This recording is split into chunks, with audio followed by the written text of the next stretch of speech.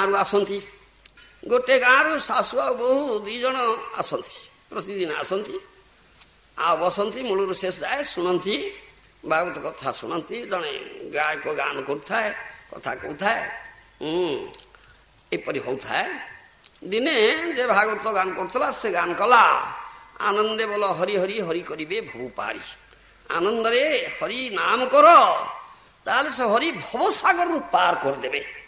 ତ ଶାଶୁ ହଉଛି ବୟସ୍କ ବୁଢ଼ୀ, 70 ବର୍ଷ ବୟସ, ବୋହୂର ବୟସ 16 ବର୍ଷ, କମ ବୟସ।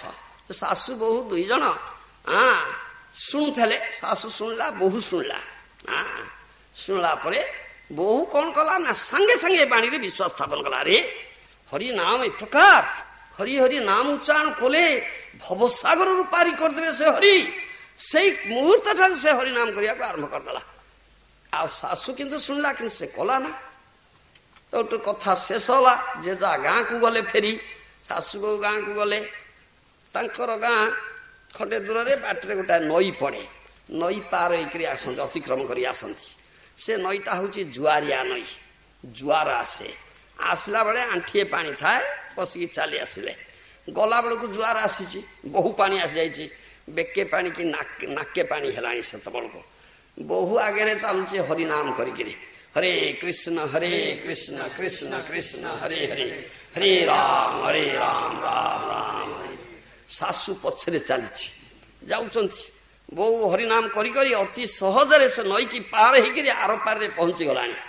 କିନ୍ତୁ ଶାଶୁଟା ମଝି ନଈରେ ହାବୁଡୁବୁ ଖାଉଛି, ବୁଡ଼ି ଯାଉଛି।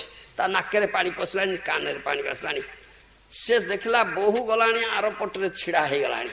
ହ୍ୟାଲୋ ବୋହୂ ବୋହୂ ବୋହୂ ବୋହୂ ବୋଲି ଡାକୁଛି। କିଲୋ ତୁ ଯାଇକିରି କଣ ଆର ପଟରେ ଛିଡ଼ା ହେଇଗଲୁ? ମୁଁ ମଝି ନଈରେ ପୁରା ବୁଡ଼ି ମରୁଛି। ଇଏ ଡାକୁଲା। ବୋହୂ କହିଲା, କଣ ଶୁଣିଲ ନାହିଁ କି?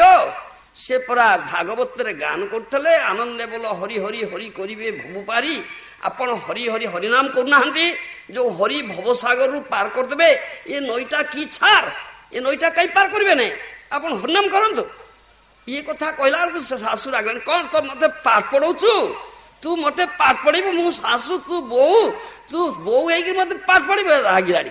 ତାପରେ ରାଗିଲା, ବରଂ ହରିନାମ କଲା ନା, ବୁଢୀ ମରୁଛି। ଆଉ ଆପଣ ଶୁଣ, ଏ ଗୋଟେ ଗପ, ଏଥିରେ ଶିକ୍ଷା ଅଛି ଆମକୁ।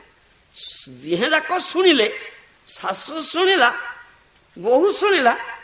କିନ୍ତୁ ବୋହୂ ସାଙ୍ଗେ ସାଙ୍ଗେ ତାର ଶ୍ରଦ୍ଧା ଦାତ ହେଇଗଲା, ସାଙ୍ଗେ ସାଙ୍ଗେ ବିଶ୍ୱାସ କଲା ହରିନାମରେ। ଆରେ ହରିନାମ ଏ ପ୍ରକାର ଭବସାଗର ପାର କରିଦବ।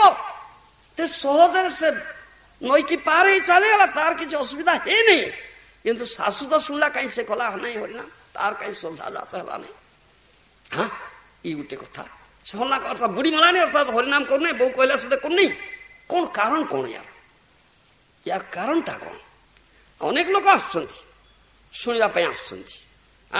କେତେ ଜଣ ପ୍ରକୃତରେ ଶୁଣୁଛନ୍ତି? କେତେ ଜଣ କାନରେ କଥାଟା ପଶୁଛି କି? କେତେ ଜଣ କାନରେ ହରି କଥା ପଶେ? ଆଉ କାହା କାନରେ ହରି କଥା ପଶେ?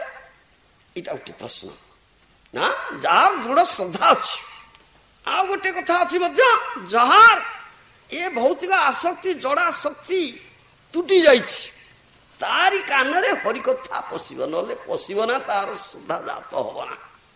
କୁଟିଳତା ଅଛି, କାପଟ୍ୟ ଅଛି। ଇଏ ଚଷୁକୁଟା ପାଠ ଏଇଥିରେ ହେଇଯିବ, ଆମେ କିଛି କରିବା ନା, ଖାଲି ହରିନାମ କରିବା, ଖାଲି ସେ ହରି ଆସି ଆମ ଘରେ ଭର୍ତ୍ତି କରିଦେବେ। ଇ ଗୁଡାକ କଥା ମନ